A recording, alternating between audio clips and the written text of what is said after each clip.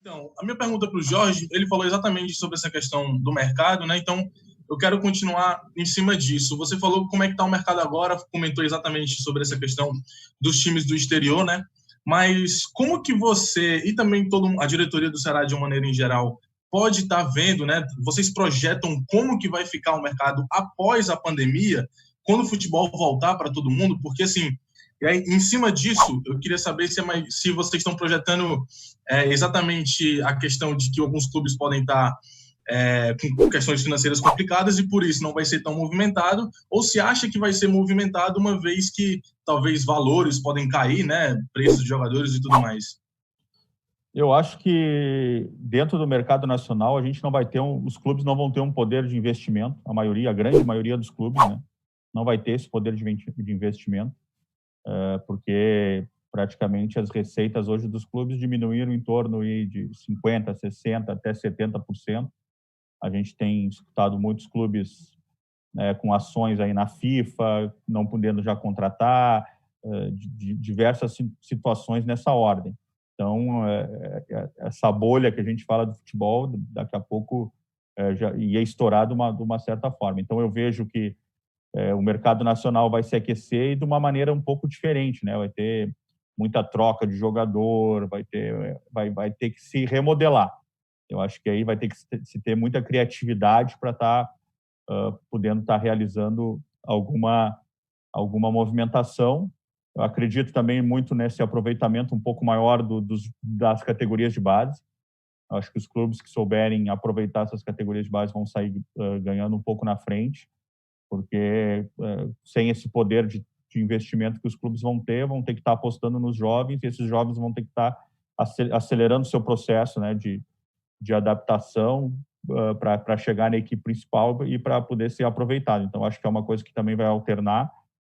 E eu acho que esse mercado, Gerson, essas coisas não vão acontecer para agora. Isso aí vai ser ao longo do ano e vai ter um reflexo nas próximas 2, 3 temporadas, com certeza, até a coisa se estabilizar.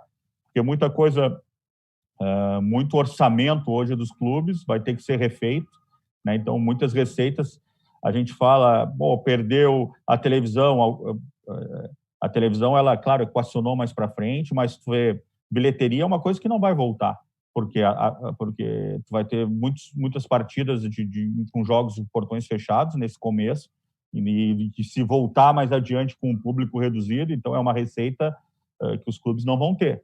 Então, isso já é uma receita que foi perdida. Alguns patrocinadores, os clubes também já deixaram, né? O nosso caso aí de Ceará e Fortaleza, o governo do estado, né, já tirou seu patrocínio, então já é um patrocínio que não retorna mais, então é um orçamento. Então, todos os orçamentos que vão ter que serem refeitos. E é uma realidade não só do Ceará e do Fortaleza, mas de como todos os clubes do futebol brasileiro.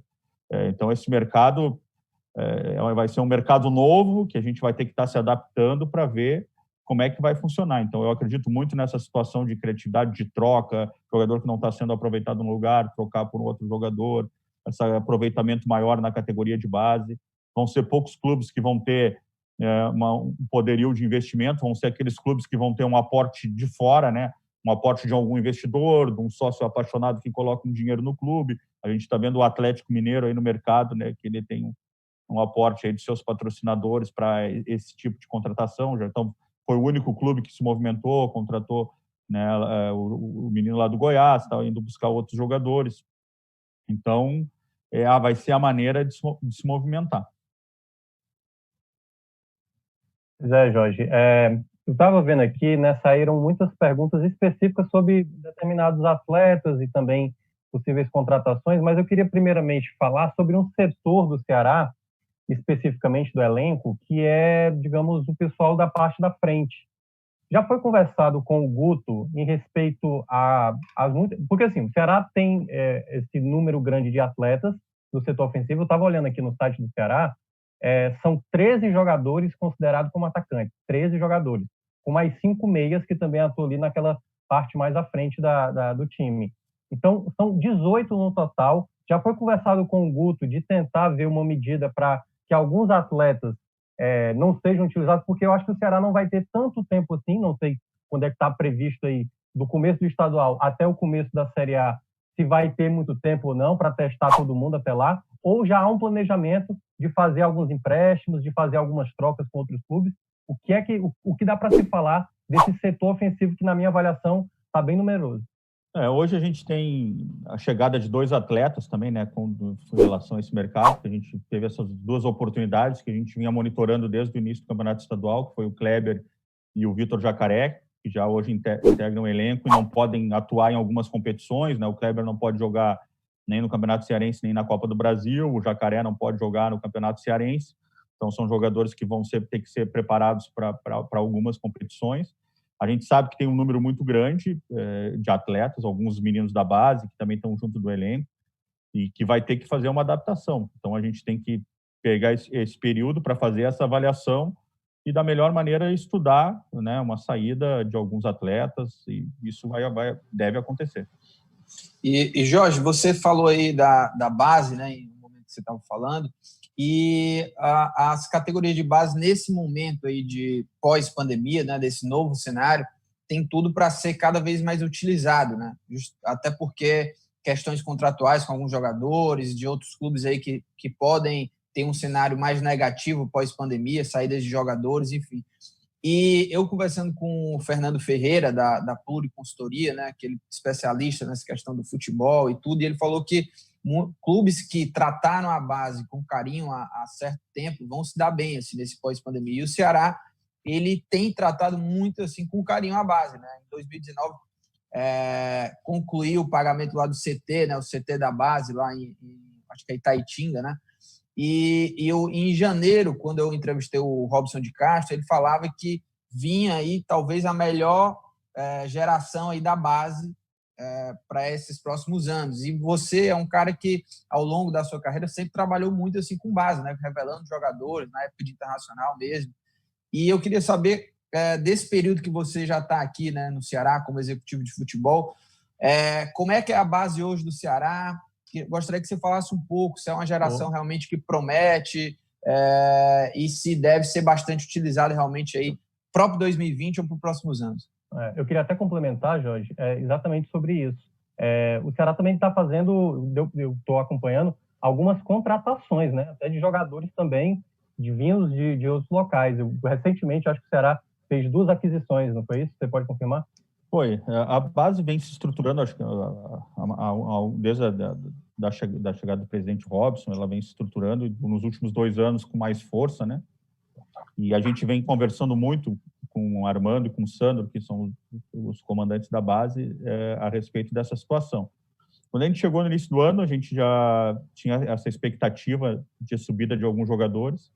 Então, naquele momento, se eu não me engano, foram 9 atletas oriundos da base que a gente subiu e fez uma reavaliação de alguns, uns retornaram, mas a gente acabou ficando com o Lacerda, o zagueiro, que é um menino que vem vindo muito bem, o Cristiano, um atacante que já foi utilizado em alguns jogos, o Kelvin, que foi utilizado em alguns jogos.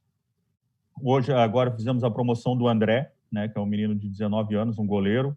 Então, para ser o nosso 4º goleiro, porque não tem, no meu ponto de vista, não se pode ter o 4º goleiro, um jogador contratado e emprestado num outro clube ainda, entendeu? Então, daqui a pouco tu tem um jogador que não é teu, que tu está dando uma visibilidade e tu não tem uma possibilidade de estar colocando esse teu menino. Então, claro que a solução da base é muito clara, só que, ao mesmo tempo, tem que ter uma base muito forte, né? Então, já tem que estar preparando essas gerações, e eu acho que é isso que o Ceará vem fazendo. Já vem, no último ano, teve, como o Minhoca falou, a contratação do Kelvin. O Kelvin foi um jogador que foi adquirido junto ao Tubarão. Teve, né, o Rafael Cavaleira, outro menino que veio, o Lucas Bessa, um menino também que foi contratado nessa última leva. Então, são meninos que daqui a pouco vão ter que ter essa adaptação ao futebol profissional, mas que são nomes que já podem, daqui a pouco, tá participando do elenco.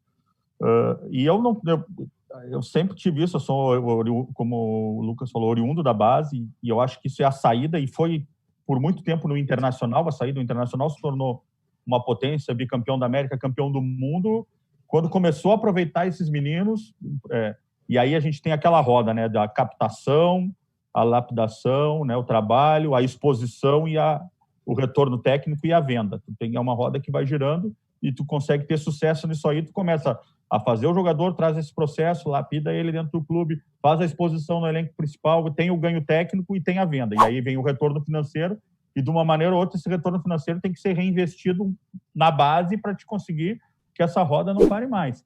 A gente tem no Nordeste um exemplo que por muitos anos foi referência nisso, que era o Vitória. O Vitória, eu tive a oportunidade de trabalhar lá em 2018 e a gente conseguiu... Ele era um clube que também esqueceu da base por um tempo, e aquele ano a gente levou o Lucas Ribeiro para o profissional, o zagueiro que foi vendido para o Hoffenheim, o Léo Gomes, o volante que foi vendido para o Atlético Paranaense, o Luan, que foi vendido para o Palmeiras, o Léo Ceará, que está lá hoje, que já praticamente estava se encerrando o contrato, tinha emprestado ele para o Confiança até acabar o contrato. Na época eu conhecia ele porque ele enfrentou o Internacional numa final de Copa do Brasil Sub-20 e ele me chamou muita atenção, aquele centroavante. A gente acabou retornando e ele teve um ganho esportivo no Vitória, e esse trabalho tem que ser feito. E o Ceará a gente vem hoje lapidando, né, o Kelvin, que eu acho que é um lateral muito promissor, que ele precisa, né, melhorar em alguns aspectos, principalmente na questão defensiva um pouco, mas com certeza com esse ano dele no profissional, está trabalhando junto com o Bruno Pacheco, que é um lateral referência, né, e com os treinadores estarem incentivando ele, mostrando, é um jogador que o ano que vem já vai ter condições de estar jogando. O Lacerda, um zagueiro que hoje também trabalha aí com o Thiago Pagnussati, com o Luiz Otávio, com vários jogadores de referência, ele está nesse meio, e o que eu falo, e daqui a pouco tendo essa competição do Sub-23, onde tu consegue botar esses jogadores jovens também para atuar, para eles não só ficarem treinando, mas para ter uma oportunidade de atuar, com certeza quando tu necessitar de um jogador, ele vai estar pronto, e no próximo ano, daqui a pouco, ele é um segundo reserva, um jogador para buscar, procurar titularidade. Então, o trabalho de base é assim, é um projeto, é um trabalho que não é da noite para o dia, é um trabalho que tem que ser pensado para tu não colocar um jogador desse, que às vezes a torcida não tem paciência, o jogador entra, ele não está pronto, ele não vai bem, e tu acaba já né, perdendo esse jogador, queimando esse jogador, afastando. Um jogador que a gente recuperou, que eu acredito muito, é o Rick, né? O Rick é um jogador que a gente vem recuperando ele, é um jogador que teve uma possibilidade, subiu no profissional, acho que no momento que ele ainda não estava pronto. Então ele veio esse ano, fez um trabalho já de fortalecimento, teve alguma lesão, retornou, e é um jogador que eu não sombra de dúvida, é um jogador que vai figurar aí entre os jogadores que atuam, porque ele tem muito potencial, o jogador que tem uma velocidade, tem um drible, sabe, ele tem que amadurecer ainda naquela hora ou quando vai chutar para o gol, quando vai servir um passe, e esses outros atletas vão estar ajudando ele nesse amadurecimento também, né? Então ele está hoje convivendo com o Rafael Sobes, e eles vão colocar essa cultura vencedora, essa mente vencedora do jogador. A gente vem passando muito para eles isso, que vai ser um ano de muita oportunidade, tem que estar todo mundo no mesmo nível, porque quando a oportunidade chegar, esses jogadores, não só os da base, mas qualquer jogador do elenco, tem que estar pronto e estarem no mesmo nível.